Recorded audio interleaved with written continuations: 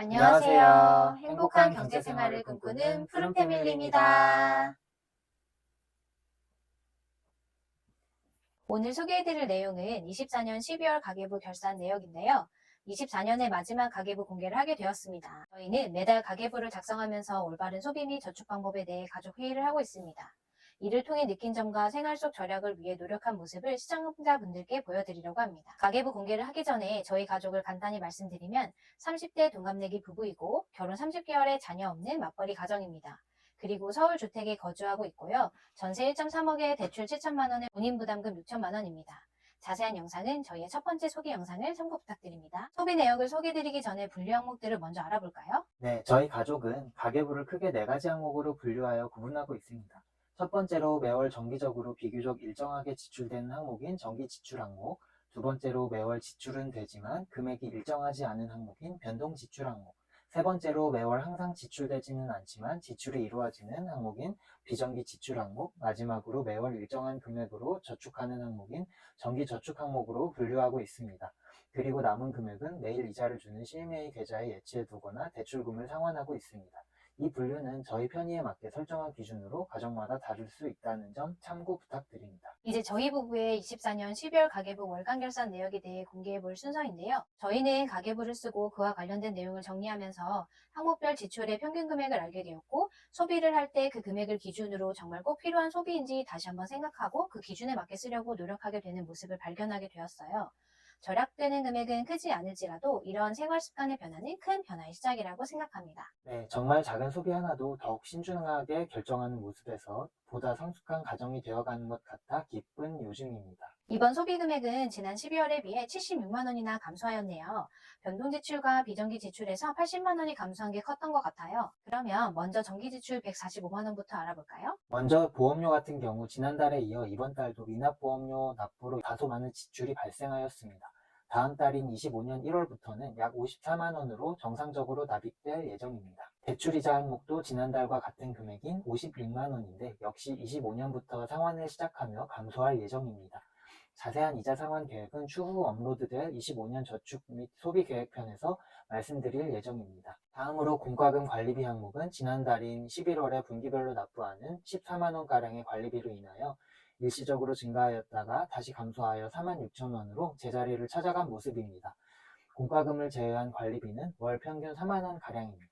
통신 및 구독 항목의 경우 전월 대비 1만원가량 올라 14만원가량인 것은 확인하실 수 있습니다.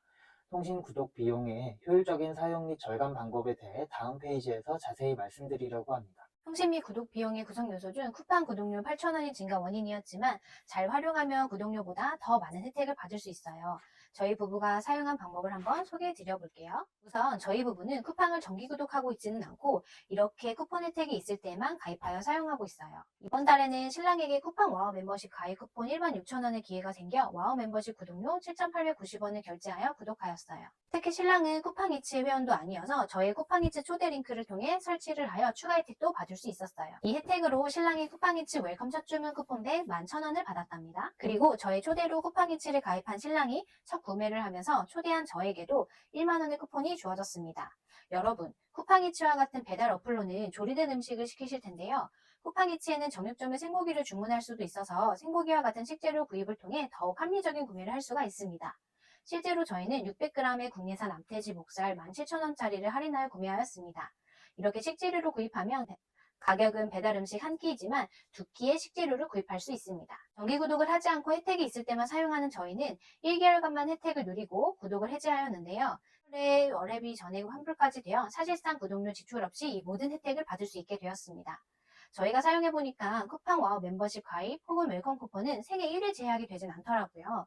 그래서 혜택이 생길 때마다 활용해보시는 것도 도움이 되실 거란 생각이 듭니다. 도움이 되시라고 정리된 내용을 보여드려요. 저희는 이 방법으로 41,000원의 절약이 가능했어요. 또한 작은 절약이지만 음악 정기 구독권도 PC 플러스 모바일 무제한 듣기 구독권에서 모바일 전용 듣기로 변경해 보았습니다. 이를 통해 월 1,955원, 합하면 연간 23,460원을 절약하게 되었습니다. 단순히 절약 금액만 보면 큰 금액은 아니지만 이런 작은 행동 하나하나가 저희의 소비 습관을 한 번 더 돌아보게 만들고 있습니다. 한 달로 치면 2,000원의 절약 수준이지만 이렇게 가계부를 정리하고 영상을 만들면서 어느덧 더욱 사려 깊은 숙고 끝에 소비를 하고 있는 저희를 발견할 수 있었습니다. 각도기를 보면 처음 각도의 차이는 작지만 끝으로 갈수록 그 차이가 커지는 것처럼 작은 소비 습관, 행동 하나가 작아 보이지만 결국엔 큰 차이를 내어 나비 효과와 같이 큰 변화를 불러일으킬 것이라고 생각합니다. 마지막으로 저희 부부가 회의 끝에 큰 결심을 해본 부분인데요. 바로 통신비 절감 항목입니다. 기존에는 저희 부부의 통신비는 제가 35,000원, 아내가 36,000원, 합하여 매월 71,000원, 연간 85만원 가량의 큰 금액의 요금을 납부하고 있었습니다. 데이터 사용에 불편함이 없는 사실상의 무제한 수준의 요금제였습니다. 저희는 통신 요금을 줄여보기 위해 상의를 하였고 며칠간 데이터 사용을 최소화하여 생활하는 시험을 해보았습니다.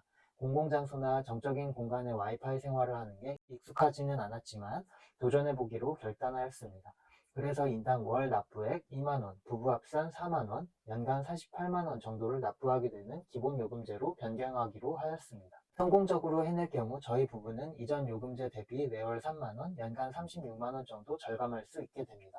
전기 지출에서 적지 않은 금액을 줄일 수 있는 것만큼 생활에서 누리던 편의를 포기하는 일은 그만큼 어려운 일이 될 수 있을 것 같습니다. 네, 여기까지 저희 가족의 정기 지출을 알아보았습니다. 다음으로는 변동 지출 항목을 알아볼까요?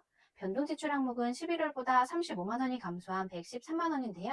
상세 항목별 설명을 부탁드릴게요. 식료품 및 필수품 구매 항목은 21만원 지출로 지난달보다 6만원 증가하였습니다. 크리스마스 이벤트 디쉬와 생활에 필요한 기타 소품들을 구매해서 다소 증가하였습니다. 크리스마스 같은 기념일을 집에서 가성비 있게 분위기를 내보고 싶은 가정이 많으실 텐데요. 저희 가족이 어떻게 분위기를 내보았는지 공유해 볼게요. 첫 번째로 소개해드리고 싶은 건 합리적인 가격의 그릇 구매예요. 여러 사이트를 돌아다니다 보면 시즌에 맞춰 이벤트를 하는 곳들이 있는데요. 저는 이번에 모던하우스에서 고객 감사제와 신규 가입 할인으로 5개의 식기류를 4만 원도 안 되는 가격에 구입했어요. 두 번째는 그릇 활용도를 고려한 디자인 선택이에요. 크리스마스 등 이벤트성 그릇들을 보면 시즌 컬러인 빨간색과 초록색을 주류로 디자인된 것들이 많아요. 그런 그릇들은 크리스마스의 분위기를 잘 살릴 수는 있지만 1년 중 하루 이틀을 제외한 나머지 364일을 사용하기에는 어울리지 않는 느낌을 주어 활용도가 떨어져요. 그래서 평소에도 활용하기 좋은 디자인을 고르되 사진처럼 잔에 빨간색, 리본 장식 등으로 크리스마스의 분위기를 내는 방법을 사용하면 많은 소품을 들이지 않고도 가성비 있게 분위기를 낼 수 있어요. 다음으로 교통비는 합산 33만원으로 지난달과 비슷한 추이를 유지하였습니다.